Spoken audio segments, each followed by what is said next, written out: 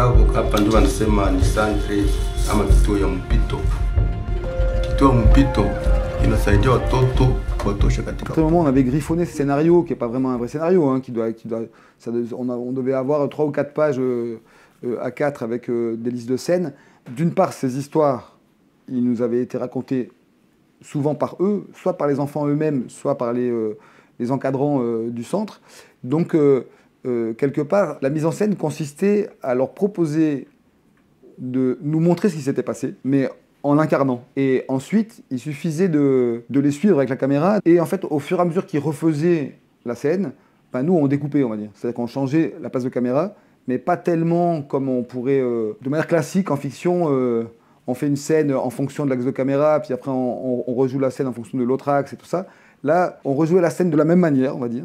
Et simplement, nous, on bougeait à l'intérieur et on évoluait à l'intérieur des prises. Et quand on estimait qu'on avait toute la matière pour raconter l'histoire en montage, on passait à une scène suivante, quoi. Moi, c'est ma grande fierté, c'est-à-dire que j'avais ça forcément en tête, c'est-à-dire que moi, on est 2 blancs qui tout à coup racontons des histoires de jeunes adolescents africains. Évidemment, comment dire, le piège est d'avoir un regard exotique ou je ne sais pas. Et donc, alors d'une part, Stéphane, ça faisait 2 ans qu'il était au Congo. Il a monté une école pour des jeunes sur place.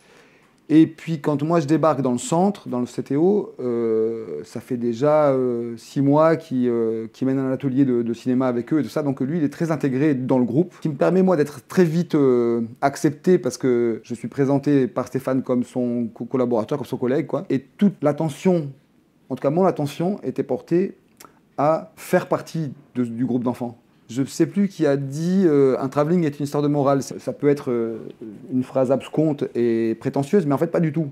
Nous, si on était arrivé avec un camion et avec des rails de travelling et des grues, on n'aurait pas pu filmer ces enfants parce qu'en fait, tout à coup, on les aurait regardés de haut avec notre matériel. Et on s'est présenté à eux avec des caméras comme ça, c'est tout.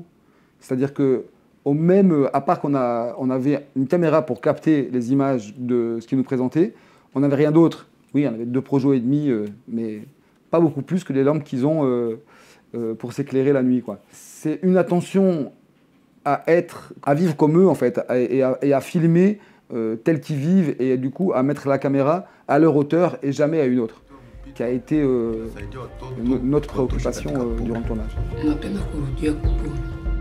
Hapa maisha ya kijeshi naisha. Bravo, utakula chakula. Ukataka kwa mtumishi, utakula mpaka siku utaandika kwa mtumishi. Mie lieutenant, est-ce que nilishakuwa kwa boy wa mtu? Est-ce que ulikuwa unaiwa vile nilikuwa nafanyizia mama mpoto? Unajiona mwanaume, wewe mtoto mwenye. En fait, là c'est la guerre à Goma en ce moment. Tous les enfants, le centre n'existe plus, ils ont été exfiltrés, ils sont partis dans d'autres pays pour leur sécurité, parce que le M23 font partie des groupes armés. C'est le groupe armé le plus violent d'ailleurs, hein, et le plus puissant. Et ce groupe armé est financé par le Rwanda. Et en fait, tous les enfants qui ont participé et qui ont quitté les groupes armés, de gré ou de force d'ailleurs, sont en danger en fait à Goma aujourd'hui. Donc non, malheureusement, ils n'ont pas pu voir le film, ce qui est à notre grande tristesse. Une des scènes qui était vraiment tendue à faire, c'est surtout les scènes à l'extérieur du centre. Et notamment, à un moment donné, Bravo, qui est le personnage principal, rentre dans son village. Et donc là, il y a une bande de jeunes qui l'accueillent. Je ne vais pas dire comment pour pas trop déflorer le film, mais en tout cas, la scène elle est bien costaud. Et à ce moment-là, bon, déjà quand on arrive, on a une fausse autorisation parce que la vraie, on l'a jamais reçue.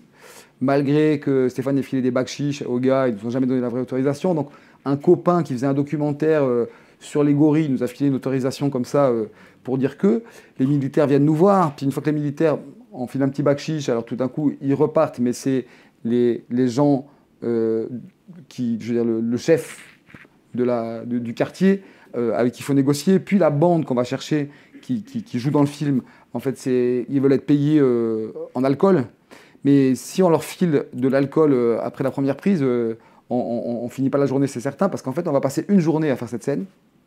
Et donc, à chaque fois qu'on refait une prise, je pense que c'est la scène dans laquelle j'ai fait le plus de prises, parce qu'en fait, la scène est quand même forte, elle doit être couverte au niveau des images, et donc à un moment donné,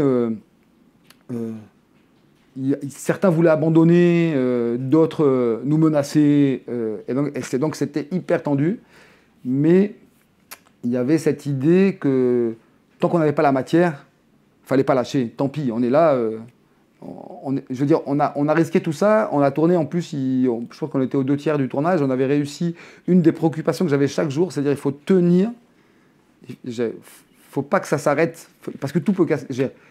La moindre panne, ça peut être la fin, quoi. Donc chaque jour, je suis pas chrétien, je crois pas en Dieu, ni un autre Dieu d'ailleurs, mais chaque jour, je pourrais dire presque que je priais pour qu'il y ait pas, pour que ça s'arrête pas. Bon ben, on est allé au bout, quoi. Sasa unaona ile miradoro iko pale, una na masinga hizi, iko juu ya protection yako, haiko juu ya kuonyesha kie wewe uko prisonnier.